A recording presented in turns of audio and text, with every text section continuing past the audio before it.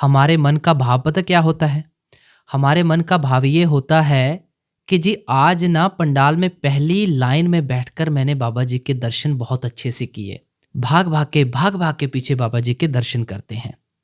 ना जाने कैसे-कैसे, क्या-क्या करते हैं दर्शन करने के लिए कि जी आज मुझे दर्शन बहुत अच्छे से हुए, बाबा जी के दर्शन बड़े करीब से हुए। बाहर के दर्शन पाई एक माहौल बनाने के लिए है। कौन-सी चीज़ों में उलझे हुए हो आप? अक्सर बाबा जी फरमाते आए हैं कि दर्शन हमने अंदर करने हैं। बाबा जी के बार-बार समझाने के बावजूद भी हम इन्हीं उलझनों में फँसे हुए हैं कि जी आज दर्शन बहुत अच्छे हुए, आज हमारा पूरा दिन बहुत अच्छा जाएगा। ये भी तो एक बहुत बड़ा भ्रम है। इस भ्रम से निकलो। आओ, बड़ा ही प्यारा सत्संग है ये। आज दर्शन के ऊपर ही है स्पेशल। सत्संग दादा भवानी जी का है। बड़े ही प्रेम भाव के साथ इस सत्संग को श्रवण करते हैं। राग रामकली महला 5वां अष्टपदी एको सतगुरु प्रसाद। दर्शन पेटत पाप सब नाश, दर्शन भेटत पाप सब नाश, हर स्यों दे मिलाई, मेरा गुर परमेश्वर सुखदाई,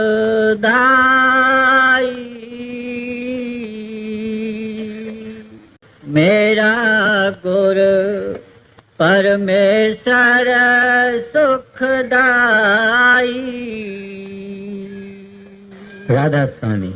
यह बानी 5वीं पातशाही श्री गुरु अर्जन साहब महाराज की बानी है। आप फरमाते हैं सब जितनी कायनात है, खंड ब्रह्मांड है, इसमें कोई भी सुखी नहीं है। साहूकार भी सुखी नहीं है, गरीब भी सुखी नहीं है, मध्यम दर्जे का भी सुखी नहीं है। सिख सवाल करता है सच्चे पातशाह, फिर सुखी कौन है और सुखी कैसे होंगे? कहते हैं कि एक परमात्मा, एक गुरु, जब इनसे मिलाप होगा, इनसे विशाल होगा, इनकी सहबत मिलेगी, तब ही इंसान को सुख सच्चा प्राप्त होगा। फिर आगे फरमाते हैं ये कैसे होगा? कहते हैं जब ये इंसान संतों की सहबत में जाएगा, उनका दर्शन करेगा, वो ही मालिक से मिलाते हैं। जब इंसान मालिक से मिलेगा तब इनको सच्चा और दायमी सुख प्राप्त होगा। नहीं तो जब से ये दुनिया पैदा हुई, इंसान बाहर सुख हासिल करने की कोशिश करता रहा है, लेकिन उनको कभी भी दायमी सुख नहीं मिला। सारी दुनिया, गुरु नानक साहब जी महाराज फरमाते हैं, सगल श्रेष्ठ को राजा दुखिया। कहते हैं हम मामूली इंसान तो क्या हैं, सृष्टि का राजा भी होवे, जिसके पास सब कुछ होवे, कहते हैं वो भी दुखी रहता है। फरीदा मैं जानिया दुख मुझको, दुख सबाया जग, ऊंचे चढ़ के देखिया घर घर के ही अग। कहते मैंने सोचा था कि फकत मैं ही दुखी हूँ, लेकिन ऊंचा जाके मैंने देखा कि घर घर में ये दुख की आग लगी हुई। तो कहते हैं संतों के मिलने से और संतों के दर्शन से ये सुख प्राप्त होता है। संतों के दर्शन करने से हमारे पाप नाश हो जाते हैं। जब हमारे पाप नाश हो गए, हम पवित्र हो गए, पाक हो गए, निर्मल हो गए, और वो महानिर्मल जो प्रभु है उसके साथ हम मिलके सदा के लिए सुखी हो गए। तो यहाँ महिमा है दर्शन की। दर्शन कब होगा? जब मेलाप होगा। अगर संत मिले ही नहीं तो दर्शन का क्या सवाल है। तो आज अपनी विषय ये है कि दर्शन क्या है, दर्शन के नमूने है क्या, दर्शन कैसे करना चाहिए, दर्शन से दुख पाप कैसे नाश होते हैं, और दर्शन के फल क्या है, और दर्शन और प्रेम का आपस में क्या ताल्लुक है, क्या संबंध है। पहले ये बात है कि दर्शन कहते किसको है। एक तो ये है किसी को देखना, एक तो ये है कि किसी को श्रद्धा और प्यार से देखना, हृदय में प्यार हो। तीसरा दर्शन ये है कि क्योंकि वो भी देखते हैं, वो भी दर्शन करते हैं, वो भी दर्शन करते हैं, तो मैं भी दर्शन करूं, वो हिर्सी शौक है। माना दूसरे भी करते हैं, मैं भी करूं। मेरे ब्यास में एक आदमी आया, उसने देखा कि एक जगह लोग जमा होते जाते हैं। उनसे पूछा, भाई आप क्यों यहाँ जमा होते हैं? कहते हैं अभी दर्शन होगा, महाराज जी यहाँ से गुजरेगा, अभी दर्शन होगा। तो उसने कहा मैं भी दर्शन करता हूँ, वो भी खड़ा हो गया। ऐसे एक दूसरे को देख के लोग खड़े हो जाते हैं। ये देखा देखी दर्शन है, हिर्सी दर्शन है। असल आला दर्शन जो है वो है अपने अंदर जाके अपने सतगुरु का नूरानी रूप देखना, रेडियंट फॉर्म देखना, असल वो है।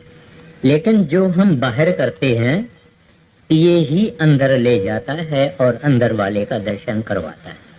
तो जब इंसान किसी महात्मा, महापुरुष, कामिल पुरुष को टिकटिकी लगा के देखे और इस तरह से देखे कि बाकी कुछ न देखे, न अपना उसको होश रहे, न दुनिया का होश रहे, फकत दर्शन जिसका हो रहा है उसके तरफ पूरी हमारी ख्याल, तवज्जो, अटेंशन उसके तरफ हो, इसका नाम है दर्शन।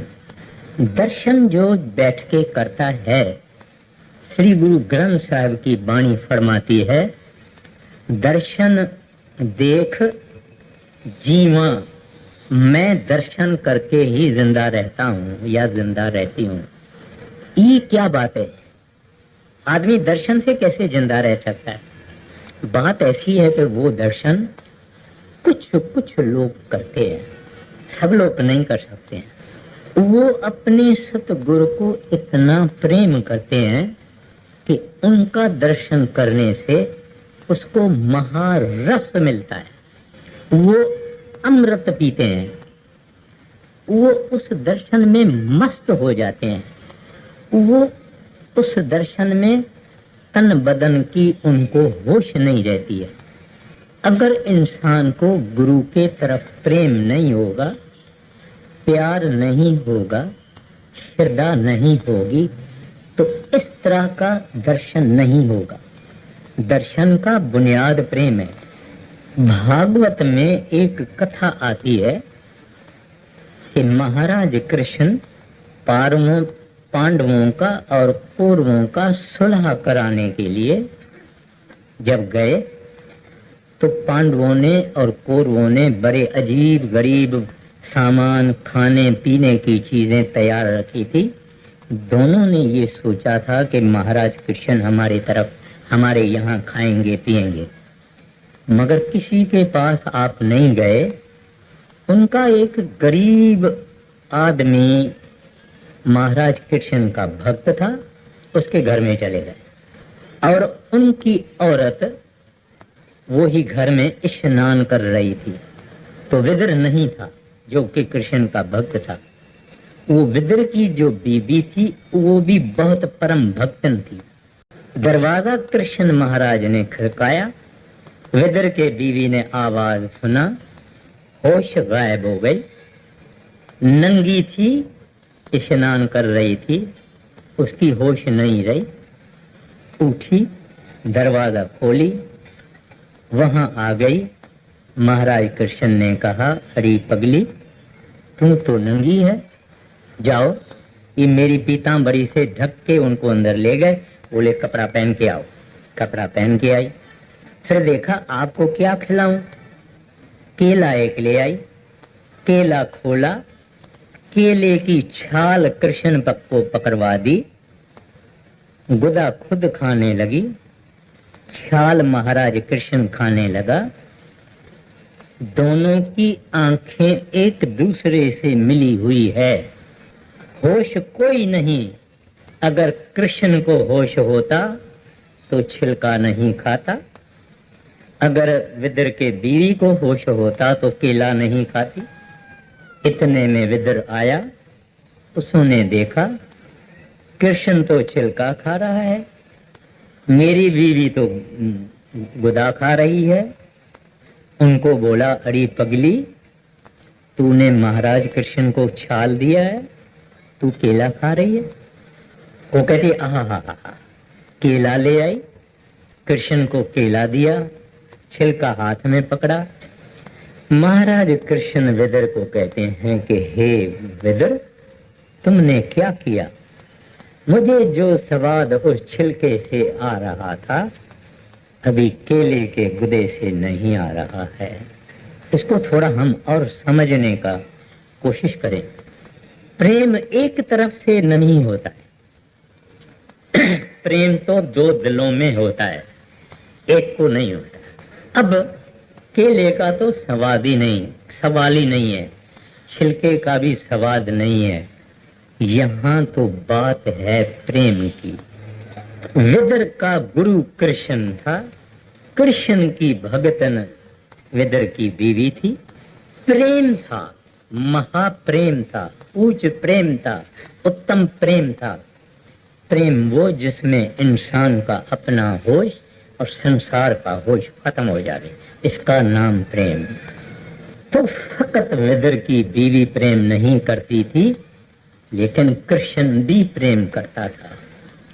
और हर एक महात्मा, कामिल मुर्शिद, संत, दरवेश अपने सेवक को प्रेम करता है। ये नहीं कि सेवक को प्रेम करता है, सेवक एक बच्चा है, प्रेम तो वो करता है। गुरु नानक साहब जी महाराज और भाई लहणा जब गुरु नानक साहब की के पास आए, उनके घर में रहे, उनकी सेवा की, झाड़ू की, सब कुछ किया। जब घर वालों ने कहा कि ये बाहर का आदमी है, ये घर में नहीं रहना चाहिए, हमको अपनी खानगी जिंदगी भी है, तो एक दिन गुरु नानक साहब ने भाई लहणे को कहा, भाई लहणा अब तो तुमको जाना होगा।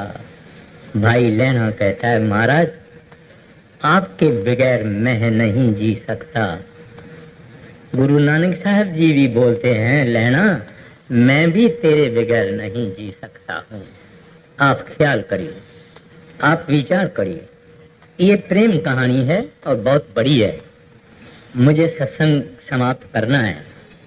प्रेम एक ऐसी चीज है जो हम दुनियादारों को उसका पता नहीं। दुनिया में तो प्रेम है, अच्छी क्वालिटी के प्रेम है। एक माँ का बच्चे के लिए, एक स्त्री और पति का स्त्री के साथ। मगर ये जो प्रेम है ये बहुत ऊंचा है।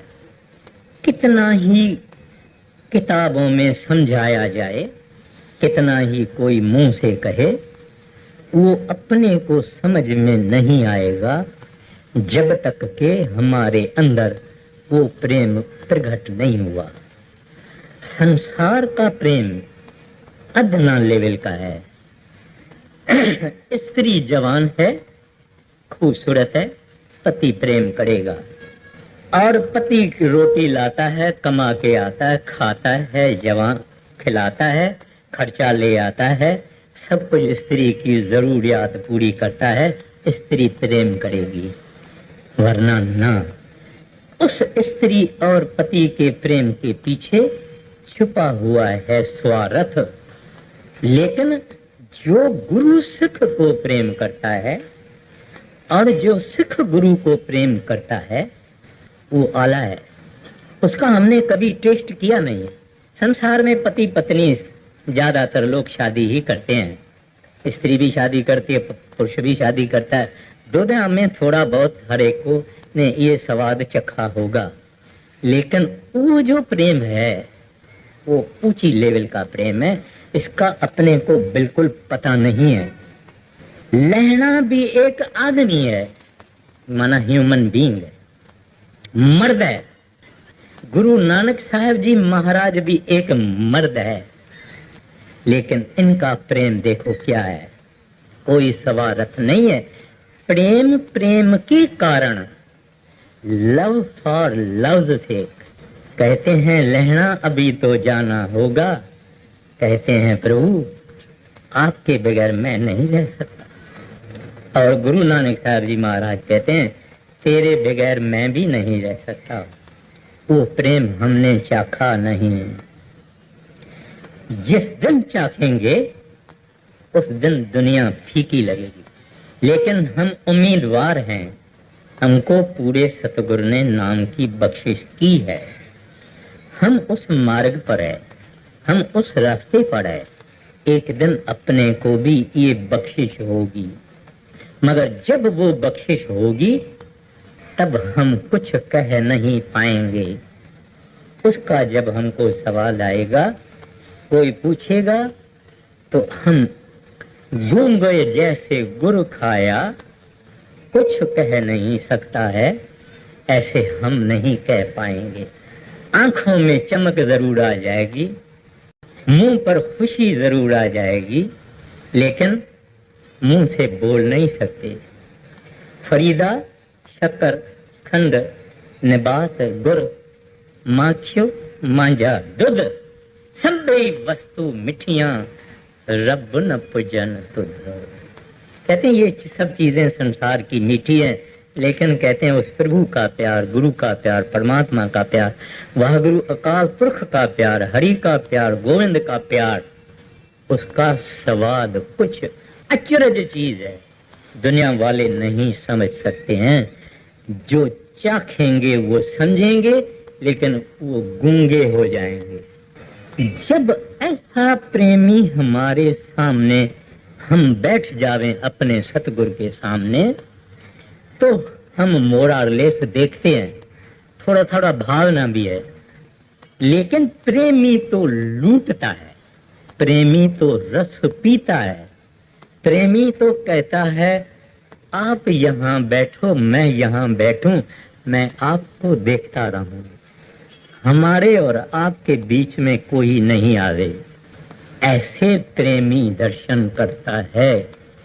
ऐसे विदुर की बीवी दर्शन कर रही थी, ऐसे गुरु अंगद साहब जी महाराज अपने सतगुरु का प्रेम करते थे। जब ये प्रेम आया, दर्शन का कदर होगा, ना मिलेगा रोएंगे, चिल्लाएंगे।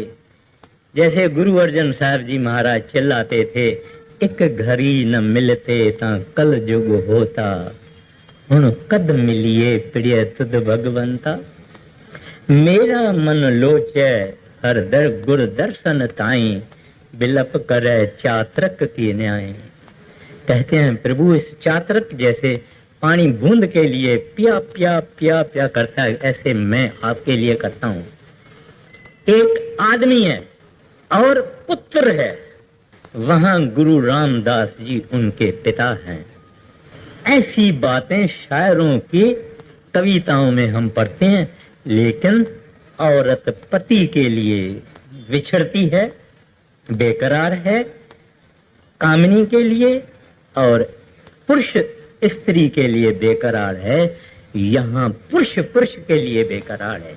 इसके अंदर जवानी का सवाल नहीं है, रंग का सवाल नहीं है, सेक्स का सवाल नहीं है, मेल फीमेल का सवाल नहीं है।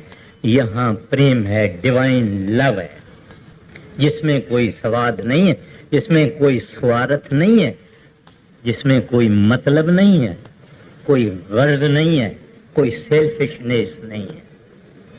कहता है बस आप मेरे सामने बैठो, मैं दर्शन करते जाऊं। मैंने आगे भी अर्ज किया है, बड़े महाराज जी का एक सेवक था, बहुत भजन किया, मेहनत किया, महाराज जी की बख्शिश भी थी, सचखंड तक ले गए। महाराज जी ने कहा लो भाई मैंने अपनी ड्यूटी की, अभी तू यहाँ बैठो। कहते हैं हजूर मैंने जीवन भर में आपसे सचखंड नहीं मांगा था, मैं तो आपको चाहता हूं, जहां आप हैं वो सचखंड है। क्योंकि प्रेम था, क्योंकि भक्ति थी। वो भक्ति वाला बोलता है, ना तुमको किधर जाने देऊंगी, ना मैं किधर जाऊंगी, तुम और हम। कहते हैं जब ये अवस्था इंसान की आती है, तब ये दर्शन का स्वाद ले सकता है। फिर भी इस आशा में हम हैं, कोई ऐसा दिन हमारा आएगा। अब हम इस पॉइंट को लेते हैं कि पाप कैसे नाश होते हैं। हमारे पाप बेअंत हैं। हमारे जो पाप हैं उनका कोई हिसाब नहीं। गुरु नानक साहब जी महाराज कहते हैं, जन्म जन्म की इस मन को मल लागी, काला होया सयाव। इतने गंदे हैं। जब हम संतों के पास बैठते हैं तो संत रूहानियत के सूरज हैं उनसे, क्योंकि वो महान इमैक्यूलेट हैं, महान प्योर हैं, पवित्र हैं, निर्मल है, उनसे निर्मलता के किरण निकलते हैं जिसमें हम स्नान करते हैं। आप कहेंगे भाई कितने आदमी स्नान कर सकेंगे? और गरीब लोग कहते हैं कि संतों के सामने अमीरों को ही जगह मिलती है, अमीर ही आगे आगे बैठ के और दर्शन करते हैं, और हम तो पीछे पीछे बैठते हैं, हमको कहाँ दर्शन होता है। अभी कल पेंडाल हम देखने को गए तो पेंडाल के एंड में खड़े हुए तो वहां स्टेज भी मुश्किल से नजर आता था। ख्याल आया कि यहाँ भी तो कुछ लोग बैठेंगे, उनको तो महाराज जी कुछ नजर नहीं आएंगे।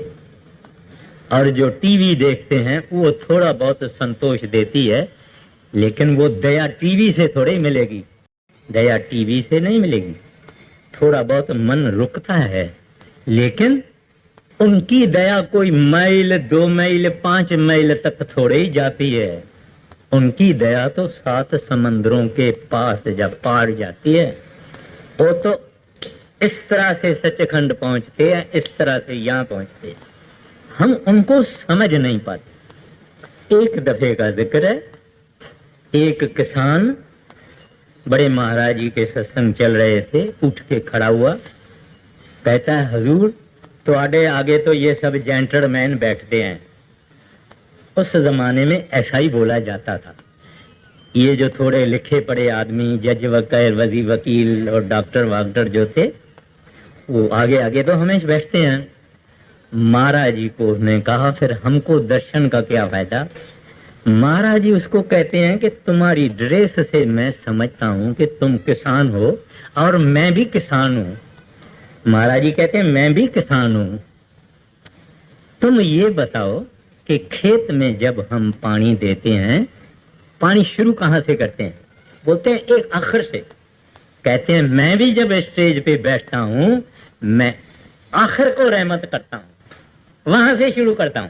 ये जो आगे आगे बैठते हैं, इनको इज्जत चाहिए, मैं इनको इज्जत देता हूं। अब सवाल ये, दर्शन हम सब करें ठीक है, लेकिन देने वाला देवे तो मिले। जब देने वाला राजी होवे तो देवे।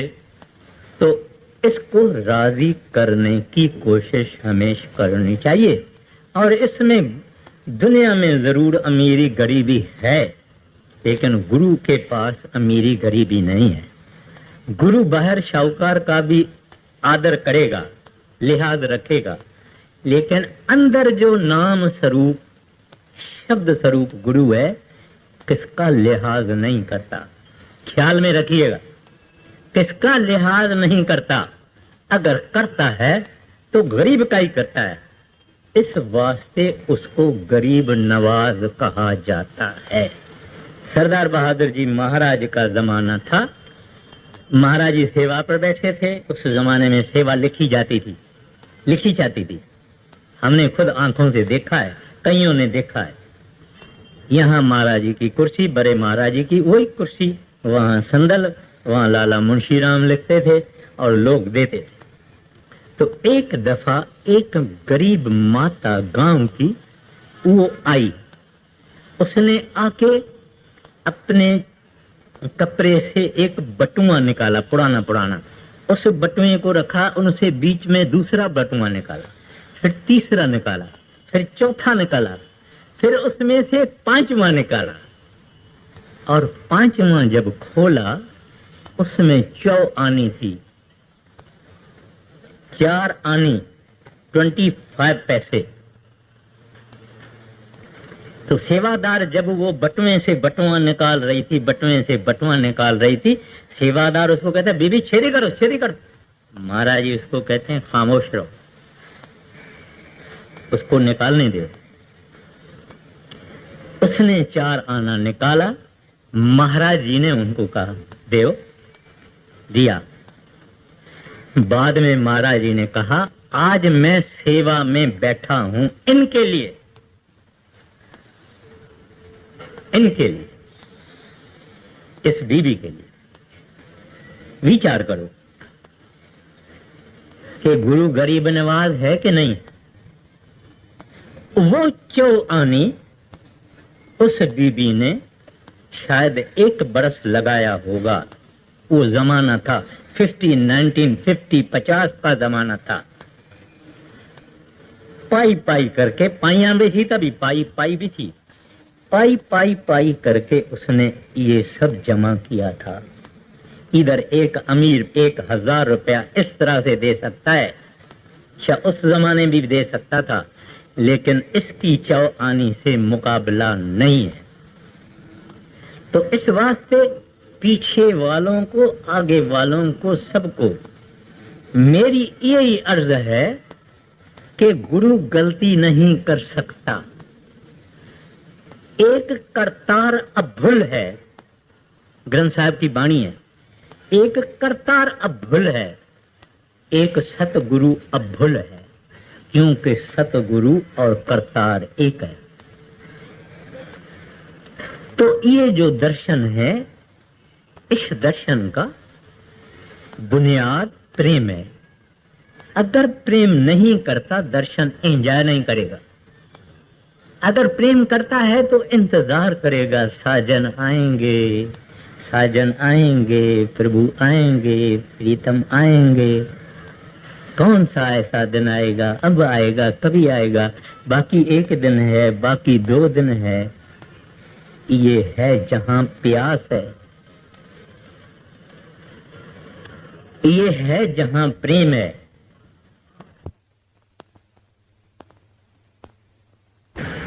तो ये जो दर्शन है, इस दर्शन का बुनियाद प्रेम है। अगर प्रेम नहीं करता दर्शन एंजॉय नहीं करेगा। अगर प्रेम करता है तो इंतजार करेगा, साजन आएंगे, साजन आएंगे, प्रभु आएंगे, प्रीतम आएंगे। कौन सा ऐसा दिन आएगा, अब आएगा, कभी आएगा, बाकी 1 दिन है, बाकी 2 दिन है। ये है जहां प्यास है, ये है जहां प्रेम है। ऐसा फीलिंग होती है। अब मैं अर्ज करता हूं कि दुनिया के जुदा जुदा महात्माओं ने दर्शन की क्या महिमा की है। पलटू साहब जी महाराज कहते हैं 3 ताप मिट जाए, संत को दर्शन पावे। हरेक इंसान को 3 किस्म के बुखार हैं। एक शरीर की बीमारियां, एक मन की बीमारियां, एक आत्मा की बीमारियां। शरीर की बीमारियां आप जानते हैं, मन की बीमारियां आप जानते हैं। आत्मा की बीमारियां क्या है? चिंता, वैर, विरोध, ईर्ष्या वगैरह वगैरह, अश्रद्धा, विश्वास नहीं प्रभु में।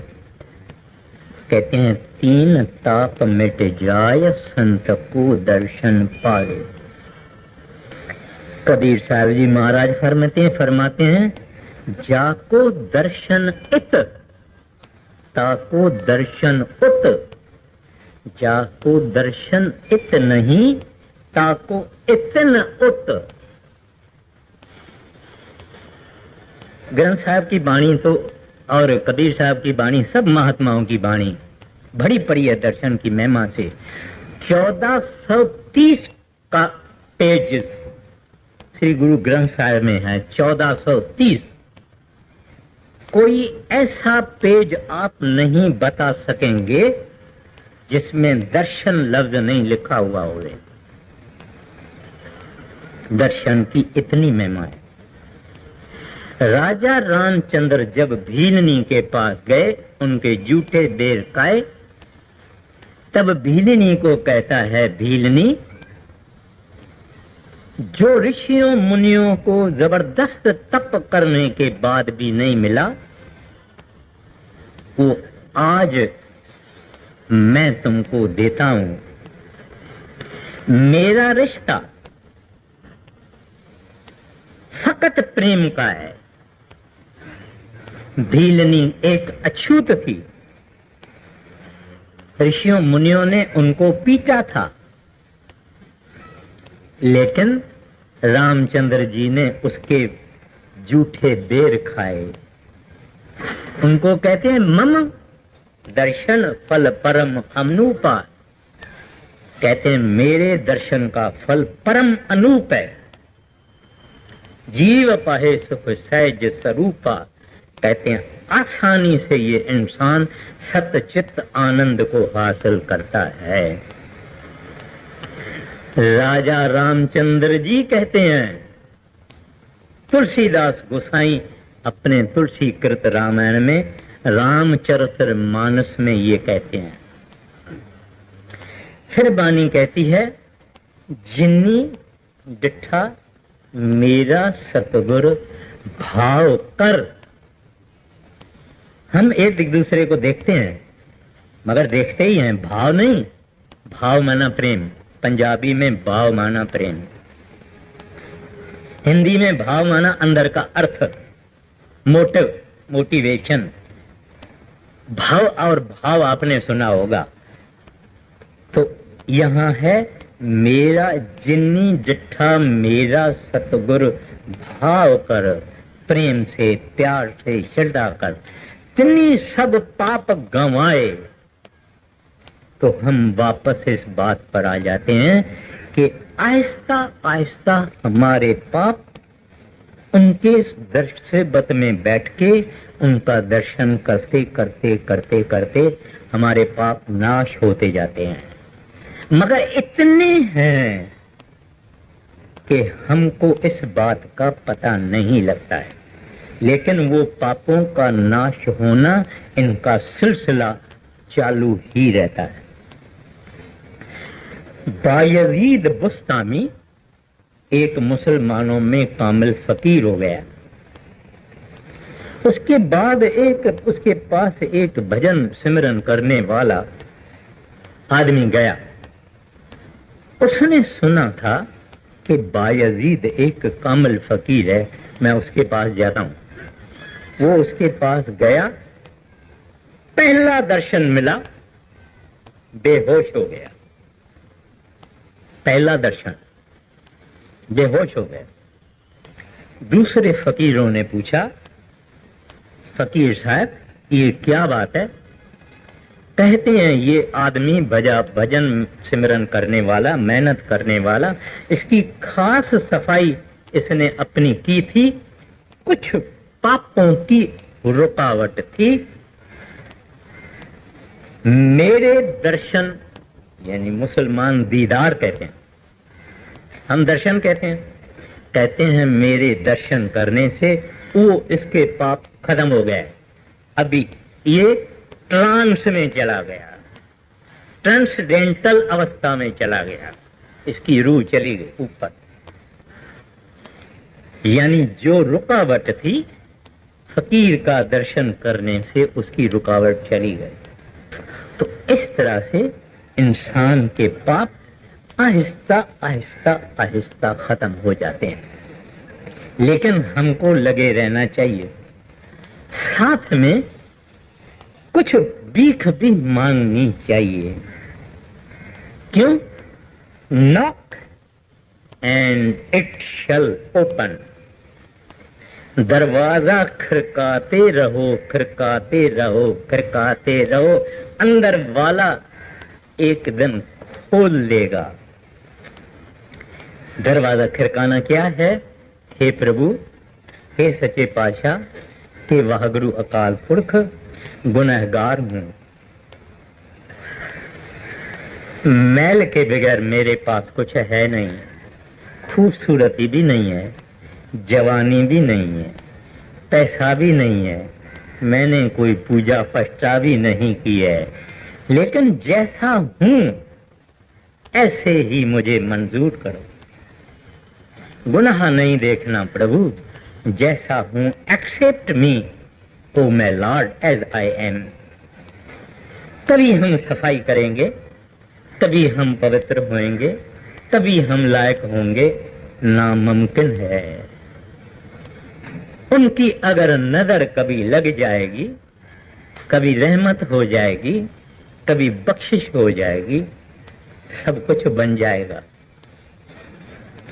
ये बायजीद बुस्तामी का मैं एक दूसरा अर्ज करता हूं। एक बगदाद का बदमाश आदमी था, और ये जो लुच्च आदमी होते हैं ना, संतों फकीरों से डरते हैं। तो उसने देखा कि सामने बायजीद आ रहा है। वो एक गली में भाग गया, और वो गली जो ही आगे जाके बंद थी, माना आगे रास्ता नहीं था, उधर से निकल जाने का कोई रास्ता नहीं था। तो बायजीद भी उस गली में जा रहा था। बायजीद आगे आया, ये डर रहा है, दोनों की आंख आंख से मिल गई। खत्म है बात। कुछ वक्त के बाद एक फकीर आकाशी मंडलों में गया, वहां देखता है कि यहां वो बदमाश जो थे ना, बदमाश, वो सैर कर रहा है। उसको बोलता है, तू तो फलाना बदमाश है। कहता है, हाँ मैं फलाना बदमाश हूं, मगर बायजीद ने एक नजर मारी, तू नीचे है मैं ऊपर हूं, तेरे से भी ऊपर हूं। ये संत हैं, ये दिमाग नहीं समझेगा, ये अक्ल नहीं समझेगा, क्योंकि हमको मन कहता है ये तो हमारे जैसा बंदा है, ये तो हमारे जैसा इंसान है, ये तो बाल बच्चों वाला है। जरूर है, गुरु नानक साहब जी महाराज भी ऐसे थे, लेकिन उनके जमाने में उनका किसी ने कदर किया था क्या?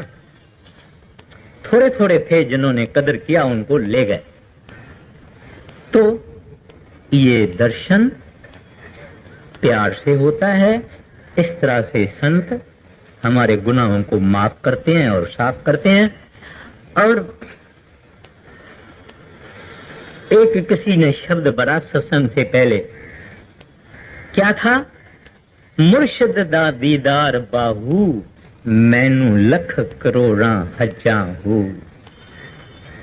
कहते हैं हज पे जाने की मुझे जरूरत नहीं है, मैं अपने दर्शन दीदार मैंने अपने मुर्शिद का किया, मेरे लिए लख और करोड़ हज हैं।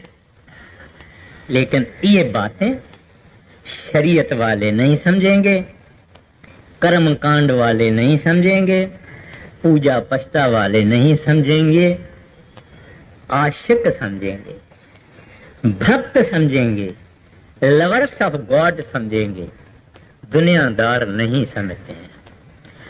आगे जीसस क्राइस्ट कहते हैं, ही दैट सीथ मी, जिन्होंने मेरा दर्शन किया, सीथ गॉड, कहते हैं उन्होंने रब का दर्शन किया। सूरते मुर्शिद सूरते हक रा खाई, कहते हैं परमात्मा का दीदार करना चाहते हो, सूरते हक रा खाई, do you want to see the truth with your eyes, सूरते मुर्शिद बबीन, see a perfect master, have a glance of a perfect master, because in him is the God manifest. In us also there is the God, but he is not manifest. तो ये दर्शन की महिमा है। बहुत बड़ी बड़ी बातें हैं, बहुत हैं। अब मैं कुछ कह नहीं सकता हूं, अपने को सत्संग की और भी कुछ कहना है। तो दर्शन बहुत जरूरी चीज है। कोई आदमी शिकायत करेगा कि भाई तुम तो आगे देने नहीं देते हो, तुमको आगे हमको बिठा ही नहीं देते हो, तुम तो इनको बिठाते हो, उसको बिठाते हो, उसको बिठाते हो। मेरा कोई इसमें दोष नहीं है। ऐसे ही सिलसिला संसार में चला है, मगर गुरु नहीं भूलेगा, इंसान भूलेगा। इंसान किसको विसारेगा, लेकिन गुरु नहीं भूलता है। गुरु को हर एक जिसको नाम दिया है उसके अंदर बैठा। आगे मेरा गुर परमेश्वर सुखदाई,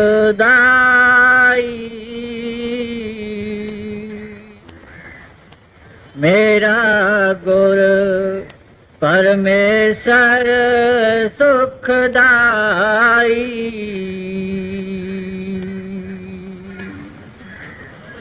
पार ब्रह्म का नाम दृढ़ाए,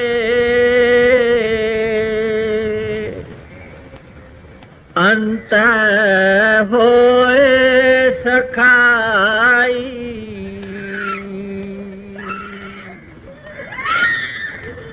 सगल दुख का डेरा भन्ना,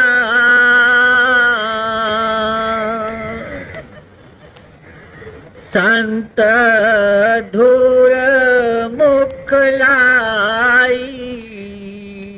अब पहले आपने कहा कि गुरु क्या करता है, गुरु कैसा परोपकार करता है, गुरु कितना भला करता है। कहते हैं पहली बात उनके दर्शन से हमारे पाप नाश होते हैं। अभी बाद में थोड़ा थोड़ा मैं अर्ज करूंगा क्योंकि टाइम बाकी 15 मिनट है। कहते हैं कि जब ये सिख सतगुरु की शरण में गया,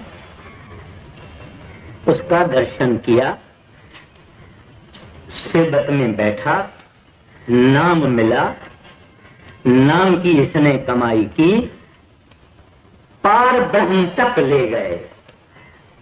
ब्रह्म नहीं, ब्रह्म और उसके नीचे सब काल की रचना है, निरंजन की और माया की रचना है। कहते हैं उससे पार चले गए, उससे पार सचखंड है। नहीं तो हम सुनते थे ये बातें, किताबों में पढ़ते थे ये बातें, पुस्तकों में पढ़ते थे, लेकिन पहली बारी सतगुरु मिला जिसने नाम देके कहा अभ्यास करो।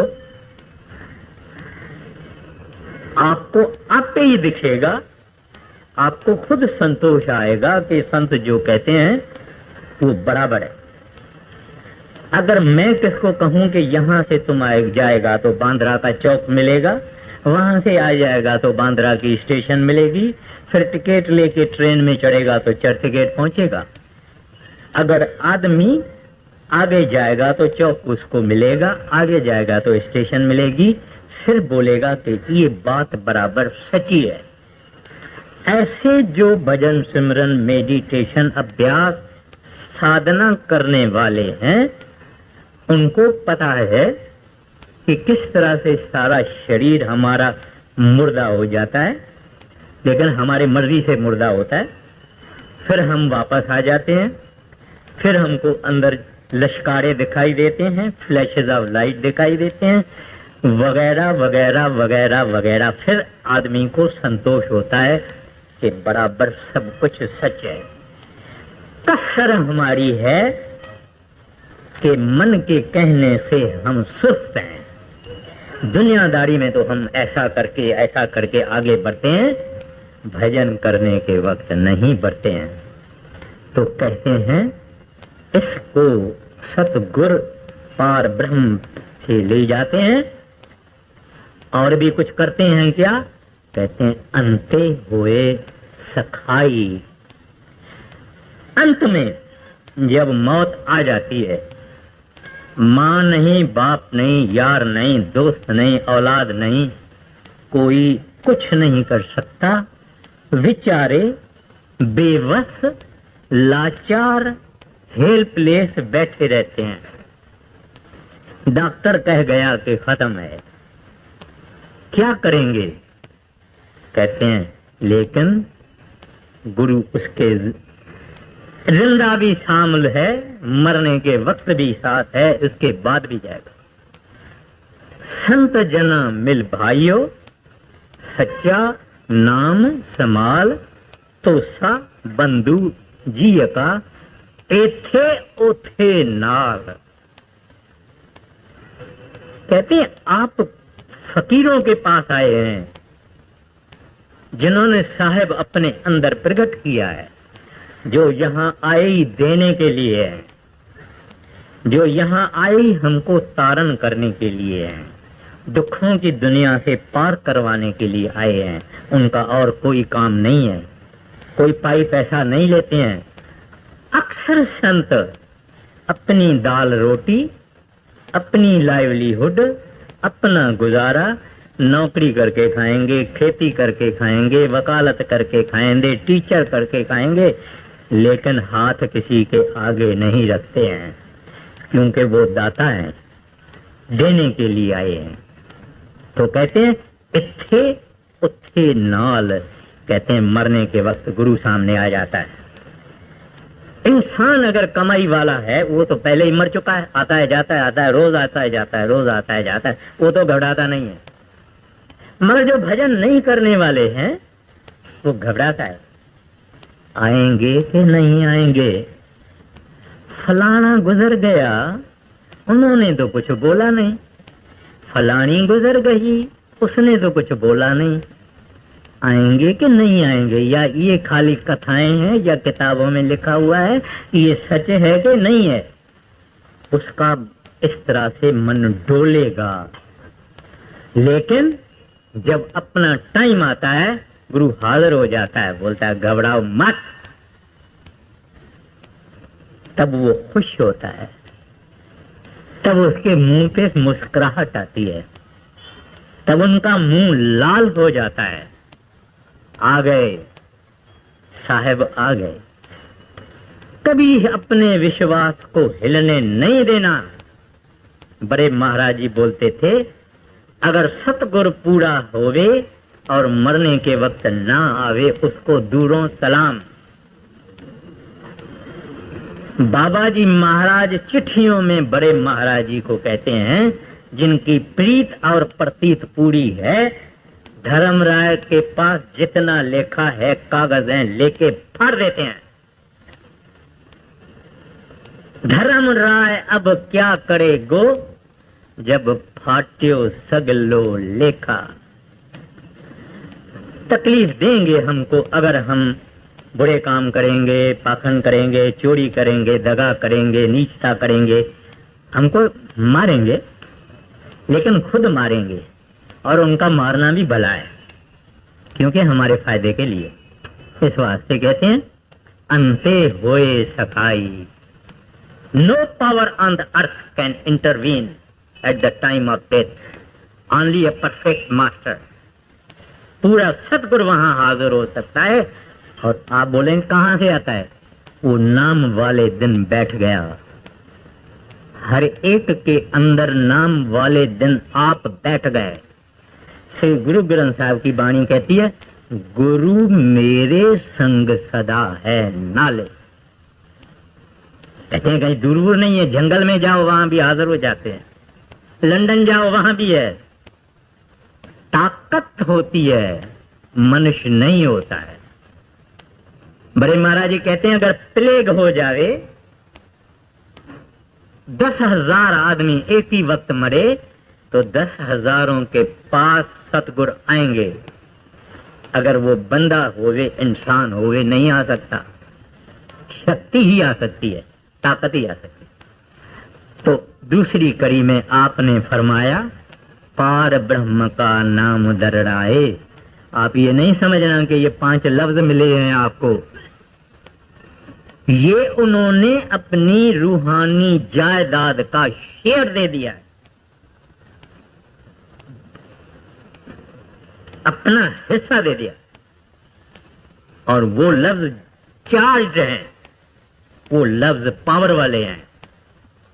जो भजन करते हैं उनको मालूम है, और वो सदा सदा शुक्रगुजार है, सतगुरु के लिए सदा सदा शुक्रगुजार है।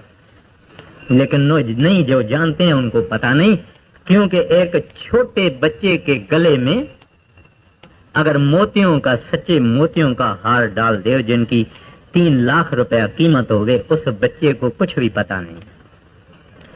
बड़ा जब होएगा, when he will come of age, जब मैच्योर होगा तब उसको पता लगेगा। तो हमको अभी नाम का पता नहीं कि नाम क्या चीज है। तो इस वास्ते कहते हैं अंते होए सखाई, कहते हैं ये दूसरा उनका पर उपकार है। आगे, सगल दुख का डेरा पन्ना, संत तोर मुख लाई। कहते हैं जब इसने भजन किया, मैं फिर भजन पे आ जाता हूं, क्योंकि वो हमारी मुख्य चीज है। क्योंकि हम भजन करते नहीं, या तो बहुत थोड़ा करते हैं, इस वास्ते हमको कुछ तजुर्बा, कुछ अनुभव, कुछ एक्सपीरियंस नहीं मिलता। जो मिलता है, जिनको मिलता है उनको मिलता है। तो कहते हैं जब तू 9 द्वारा छोड़ के ऊपर आया और अंदर गया, तो कहते हैं अब तू सुखों के दुनिया में कदम रख रहा है। इधर सुख तलाश करने को जाओ, नहीं मिलेगा, नहीं मिलेगा। गौतम बुद्ध के जमाने की बात है, एक माता थी, उसका बच्चा मर गया। मरे बच्चे को गौतम के पास ले आई। उनको बोले महाराज आप इनको जिंदा करो। कहते हैं महाराज गौतम, कहते हैं कोई ऐसा घर ढूंढो जहां कभी मृत्यु नहीं हुआ होवे, उस घर से थोड़ी राई ले आओ। राई माना आप जानते हैं। तो बोलते हैं ऐसा कोई घर ढूंढो जहां कोई कभी मरा ही नहीं होवे, वहां से थोड़ी राई ले आओ, तो मैं इस बच्चे को जिंदा करूंगा। वो बच्चे की मां जिस घर में जावे, पूछे भाई आपका ऐसा कोई घर बताओ जहां कोई मृत्यु नहीं हुआ होवे। सब कहते हैं भाई ऐसा कोई घर मिलेगा जहां कभी कोई मृत्यु नहीं हुआ होवे। हमारे बाप, हमारे दादे, हमारे परदादे, हमारी परदादियां सब चल गए। इस तरह से गौतम ने उस माई को सिखाया कि ये दुनिया फानी है, अमर होने का और तरीका है। वो अमर होने का तरीका हमको गुरु साहिबान ने सिखाया है। तो क्या फरमाते हैं, सगल दुख का डेरा भन्ना। कहते हैं आप अब उस देश में गुरु ले आए जहां दुख का नाम नहीं, यहां सुख का नाम नहीं। फिर कहते हैं संत धूड़ मुख लाई। जब हम भजन करते हैं, पहले पहले पांव ठंडे होते हैं, गोडे ठंडे होते हैं, कमर ठंडी होती है, हाथ और बाएं ठंडे होते हैं, फिर पीठ ठंडी होती है, फिर यहां तक ठंडक आती है, फिर यहां तक आती है, फिर ये अंदर जाता है। ये कहा तो हमने आधे मिनट में, मगर लग जाते हैं बरस। जब ये अंदर चला गया, अंदर जाने से पहले ही इनको बहुत गहरा अंधेरा दिखाई देता है। वहां एक तारा दिखाई देता है। उस तारे में तकते तकते, देखते देखते, एकाग्रता से वन पॉइंटेडली उसको देखते देखते तारा फटता है। फिर दूसरा आकाश आता है, वहां बहुत तारे होते हैं। तो कहते हैं उस तारा मंडल से गुजरना, फिर सूरज मंडल से गुजरना, फिर चंद्रमा मंडल से गुजरना, सामने खड़ा होगा हमारा संत महात्मा सतगुरु, जिसने नाम की बख्शिश की है। जिन्होंने बड़े महाराज जी से नाम लिया उनके पास बड़े महाराज जी आएंगे, लेकिन रेडियंट, चमकता हुआ, लुमिनस, जिसका कोई हिसाब नहीं है, बात बोल नहीं सकते। जिन्होंने बड़े महाराज जी से लिया, जिन्होंने सरदार बहादुर से लिया, जिन्होंने मौजूद महाराज जी से लिया, अपना अपना सतगुरु उस रेडियंट रूप में, नूरी रूप में सामने आ जाएगा। वहां पहुंचना वो है संतों की दूर। तो यहां कहते हैं संत दूर मुख लाई। कहते हैं जब वो सतगुरु मिले सगल दुख का डेरा बनना। लोग कहते हैं कि श्री गुरु ग्रंथ साहब की वाणी बड़ी औखी है, समझ में नहीं आती है, लेकिन हम अगर थोड़ा कंसंट्रेट करेंगे, क्या फरमाते हैं? संत धूड़ मुख लाई सगल दुख का डेरा बनना। कहते हैं कोई दुख का निशान नहीं। ये मैं कह के सत्संग समाप्त करता हूं। वाणी कहती है, कह नानक जिनको सतगुर मिलिया तिनका लेखा निबड़िया। ये इस पर आप वापस को पतत पुनीत किए खना भीतर अज्ञान अंधेर वंजाई। कारण कारण सम्राट स्वामी नानक तिस शरणाई। कारण कारण सम्राट स्वामी नानक तिस शरणाई। राधा स्वामी एक नया किताब सिंधी में गुरु नानक साहब, इसका नाम है, वो आया है। जिनको लेना है बड़ी खुशी से ले सकते हैं आप।